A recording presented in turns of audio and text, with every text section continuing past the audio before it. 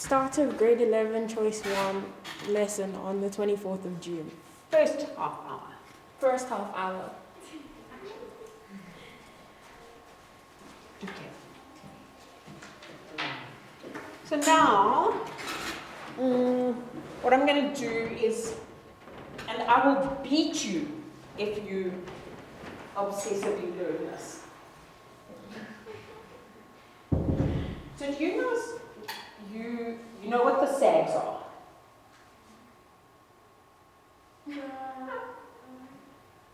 Like the rubric thing.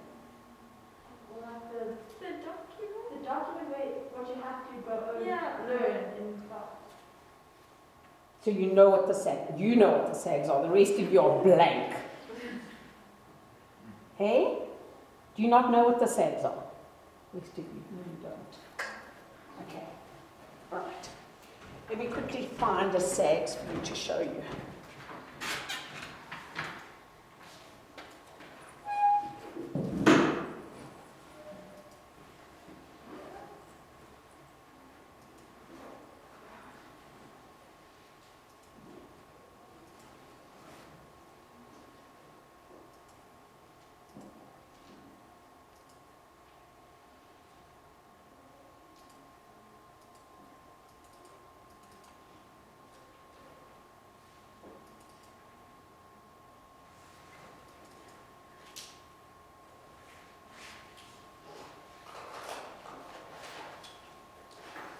So it's a little bit like the syllabus.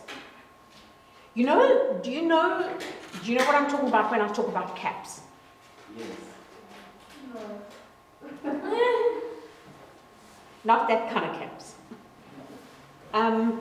Okay. So, in most of the other subjects, your content of each subject is determined by something called the CAPS document. That is the prescribed syllabus. Don't rock on that chair. The prescribed syllabus from the government. Okay? In life sciences, for a whole lot of quite complicated reasons, we don't use the CAPS document, we use what is called a SAGS document, Subject Assessment Guidelines. And I'm only telling you this because this is relevant to grade 12. It's stuff you need to know for grade 12. So, if you look at, I'm just going to leave it that size. Okay, so this is the Subject Assessment Guidelines for Life Sciences for grade 12. There is one for grade 11 and there is one for grade 10 in on previous pages. But because the IEB is an independent examinations board, we don't have to, as a private school, stick to the prescribed syllabus in grade 10 and grade 11. Okay, so it's there, but we do and don't have to stick to it. And we don't stick to it that much. Okay. When you get to grade 12, obviously, we do have to stick to it. Okay? Because you write an external exam, you write an exam at the end of the year, and that exam is set on, do you know this work? Okay. Now, if you look at the SAGS document, there are 3 columns to it. They're called aims. Okay. This is aim 1. This is aim 2, and that is aim 3. Aim 2, and it's in this illogical order for a whole lot of complicated reasons. Okay, don't worry about it. It doesn't affect you in the least. Aim 2 is all the practical work that applies to this content, this subject matter. And what it says is, when you do that subject matter, you can do this practical work. You don't have to. The IB doesn't prescribe the prac work that we do. Okay. But what it does say is, this is what we can examine you on. as the IB. So when you write your exam at the end of grade 12, that is what you can be examined on. Okay. You don't have to do that. It sometimes helps to do certain of that stuff because it helps you understanding of this stuff. And then there's this fuzzy column called Aim 3. And Aim 3 is called Appreciating and Understanding the History, Importance, and Application of Life Sciences in Society. And in theory, they should not examine you on that without giving you enough information. So you don't have to learn this. You don't even have to go through this stuff. Because if they ask you this stuff from the matric exam, they're supposed to give you enough information that if you've never seen that work before, you can still answer it using that information. Okay. The current examiner on paper 1 has for 2 years in a row put in Aim 3 stuff without information and expected kids to know it. Okay. Which is a huge bone of contention. Anyway, she finishes at the end of this year. Okay. You don't know who you're getting next year. Okay. So while in theory everything in the IB is very, very fair and the papers are very carefully moderated, those 2 years when she put stuff in, the moderation was not correctly done because the moderator should have picked up that that work should not have been asked.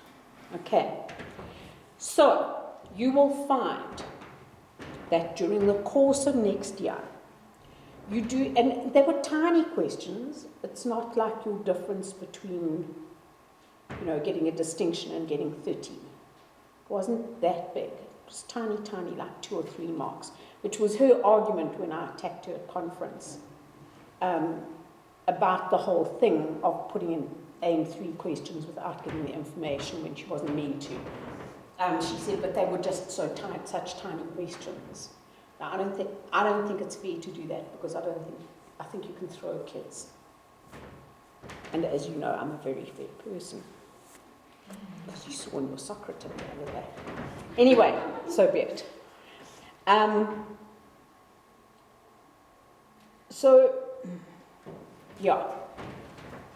The section I'm going to do today is Aim 3, but it relates to the brain. And so what you will find is in the course of next year, every now and again the teachers will discuss Aim 3 stuff with you, simply to give you background in the whole Aim 3 stuff. So it's not in column Aim 1. Don't have to learn it off by heart, but the teachers, if they teach it to you, can examine you within a school. So if I choose to teach you this section at school, I can ask you in tests, I can ask you in prelims. Because I've taught it to you.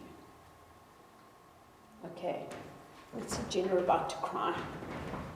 I'm right behind you, Jen. I'm also going to cry. Well, how would we do that? Why do you think that teachers set work for you to fail? Why would teachers set you up for failure? Okay, let's think about job satisfaction for teaching.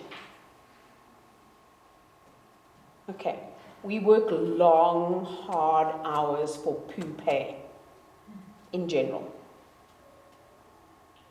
Where's the job satisfaction in teaching? Why do people stay in teaching? It's certainly not the half-day job that some people think it is. So why do teachers stay in teaching? So the students. Look at you. I would like you.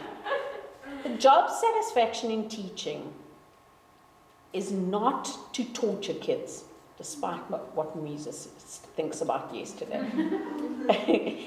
That's not the job satisfaction. The job satisfaction is watching students grow.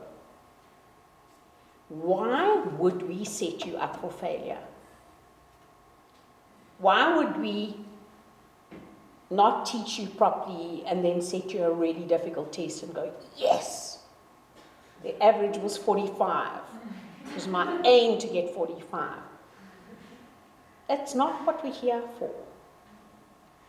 Okay, so you've got to trust us when we say things. Sam, that face doesn't do it, my child. Okay. But why are tests so hard? So we don't think they're hard. So the problem is, your matric exam is set by an outside examiner, and we've got to prepare you for it. So now, I don't want to now freak you out about the matric exam, because I don't think you need to get freaked out about it. But when you were in grade 1, you thought it was difficult to learn to read. You struggled. Can you read? Do you now, every time you read, go,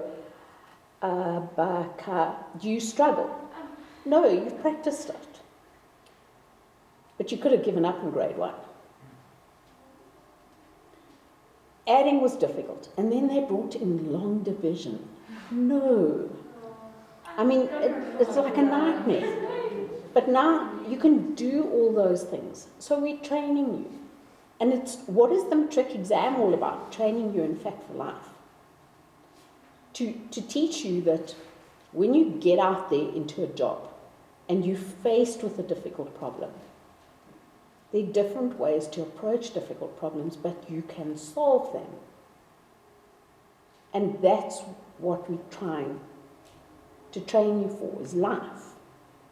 And life is hard. And there are lots of problems that you've got to solve when you go out there. But you need to have enough confidence to do it. You can't just give up. Okay. Fight. Fight. Have grit. No, that makes sense up until grade 10. But now these marks count for varsity. And if you don't get good marks now, then you're not going to have a life after this. Street sweeping's a life. Like, you need to do well now, so that you can get into like the degree you want. You will get in. How do you know that? What if we don't? What are you trying to get into? Medicine. You'll get into medicine. Yeah, but it's like, it's hard to get in. I know. It's So, like okay, last drop. I've got a really good idea. Okay, I will go and reset tomorrow's test so that you get 90%. Okay? Is that going to help you in the long run? It's absolutely not going to help you in the long run. What I need you to do, though, is if you've done something wrong, you need to be able to look at what you've done wrong and go, of course, I was a nana. And you need to see how you should have done it right. Okay.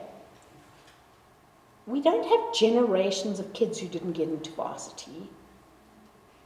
You'll get there. What are you saying? That you're useless teachers? No. No, you must be saying The tests that. are just really hard. It's The subject rubbish. was hard. Rubbish. We'll go through it and you'll see you're a nana. No, I don't. Okay, all right. So I want you to sit back and enjoy this section because it's an Aim 3 section and this is an interest of mine in life and I think that you should enjoy it because it's amazing. Well, it's pretty scary, but it's also very interesting. Okay, so this section is called Fetal Alcohol Spectrum Disorders, or FASD, and you will see that it's in Aim 3 in the matric syllabus as FAS, and FAS is Fetal Alcohol Syndrome, and it's not an accurate term, and I'll explain to you just now why it's not an accurate term. And I refuse to use a non-accurate term, so I'm going to teach you about fetal alcohol spectrum disorders, or FASD. If a female uses alcohol during pregnancy, and I don't mean to sterilize the desks, drinks alcohol. Okay? It can result in a wide range of effects in the baby, including pregnancy complications, pregnancy loss, in other words, miscarriages, birth defects, where the child is born defective, and lifelong learning and behavioral problems in a child, and something called fetal alcohol syndrome. This is the FAS that is in the SAGs. But they use this term to do all of this, and it's not. Fetal alcohol syndrome is a very narrow, very specific set of things. And collectively, these effects are often referred to as fetal alcohol spectrum disorders, or FASD. The term fetal alcohol syndrome was not used until 1973, but there were many references historically which linked maternal alcohol consumption with poor pregnancy outcomes. So way back in the day, even before I was born in 1899, the first scientific study was done on mothers who drank alcohol while pregnant and the outcomes in their children. This particular doctor compared two groups of women and their offspring. So he took women who were pregnant and in jail and drank alcohol, and women who weren't in jail but were pregnant and didn't drink alcohol. So he compared two groups there. Women in jail, pregnant, drank. Women not in jail, pregnant, didn't drink. And he looked at the effect on their children. And he found that the rate of stillborn births, in other words, babies that were born dead, and infant deaths, in other words, babies that were born alive and then died, amongst what he called the drunkard females in this prison in Liverpool, was nearly double that amongst the women's non-drinking, non-incarcerated female relatives. In other words, the group of women who were outside of jail and didn't drink alcohol. Okay, so that was his conclusion. It was the alcohol that did it. Okay. Suggest ways in which these statistics might not be scientifically conclusive. So that means scientifically not correct. Yeah. Tash? Well, the women were in prison, and like a lot of violent things happen in prison or to lead up to that kind of lifestyle. So if there had been things like abuse in the home, or even just like being attacked in prison, something like that might have affected them as well. Any other thing that could have been, Chloe? Also, because you don't know the genetics of the people you're testing. So some people carry a gene that like their children could have, or their children are more likely to have certain like disabilities or. Okay, so he wasn't looking at disabilities at all. He was looking at stillborn and infant death. So I suppose, but say the word? Disability. Could be tied with infant deaths. Yeah. When you talk about the genetics, one way in which he counteracted that was looking at their relatives. So he wasn't comparing unrelated women. So in one way, he has, what is that called? When he looked at the fact that he looked at women in jail and he looked at their relatives out of jail. What has he done? Compared to similar things. Come, you guys are busy learning stuff for tomorrow. You're learning all those practicals. I don't know why. Go. Like a control. Okay, these were a control, but the fact that he used relative, so this is a control. The fact that he used relatives and not just any ARB females, he was fixing variables. fixing or controlling variables that might be an issue which would affect the outcome or the result. So the fact that he used two groups of women, one in jail, one out of jail, the one out of jail was the control, okay? The non-drinking, actually it wasn't that they were out of jail, it was the fact that they didn't drink that made them their control. But he was fixing variables or controlling variables by trying to get their genetics the same. Does that make sense? Okay with that? Okay. All right. They also might have had really bad diet in jail. In those days, however, the jail people didn't feed people in jail. Does that make sense? Is that a good English? Bad English. If you were in jail, the relatives used to come every day and give you alcohol, give you food and whatever. That's where they got the alcohol from. Okay. Anyway, since then, many studies have been done that conclusively confirm that alcohol use during pregnancy can result in characteristic physical, cognitive, you happy with this word? Thinking, and behavioral abnormalities. Okay, so now I'm doing the very narrow FAS. So there's a clinical definition of FAS. And in order for a person to be defined as having FAS, or fetal alcohol syndrome, they must have certain of these abnormalities that I'm going to show you now, and they must have been exposed to alcohol when their mothers were pregnant. So when their mothers were pregnant, the mothers must have drank alcohol. Yeah.